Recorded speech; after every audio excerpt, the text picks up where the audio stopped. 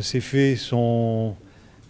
dramatiques puisqu'ils ont causé la mort d'un homme de 25 ans et des blessures à deux autres, âgés respectivement de 31 et 32 ans. Tout laisse supposer que les auteurs de cette fusillade sont arrivés sur les lieux à bord d'un véhicule, au moins un véhicule,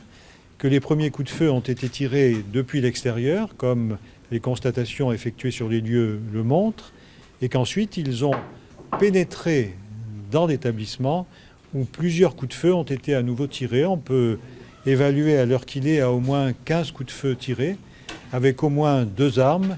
une arme qui paraît être un fusil et une arme de poing qui n'est pas encore déterminée. La principale victime qui a été décédée, inconnue de la justice, inconnue de la police. Les deux autres qui ont été blessés sont l'un et l'autre connus de la justice pour avoir été condamnés à plusieurs reprises, notamment pour l'un comme pour l'autre, pour des faits de vol simples et aggravés et des faits,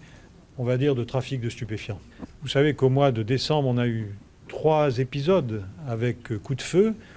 dans un quartier très proche de celui où les faits se sont produits hier soir. Et compte tenu des éléments que nous avons à l'heure qu'il est dans le cadre des informations judiciaires qui ont été ouvertes à la suite de ces faits, qui, je le rappelle, ont été perpétrés le 4 décembre, le 5 décembre et le 8 décembre dernier, eh bien, les enquêteurs comme les autorités judiciaires se posent très sérieusement la question des liens pouvant exister, et c'est une probabilité, entre les faits d'hier soir et les faits que vous évoquez.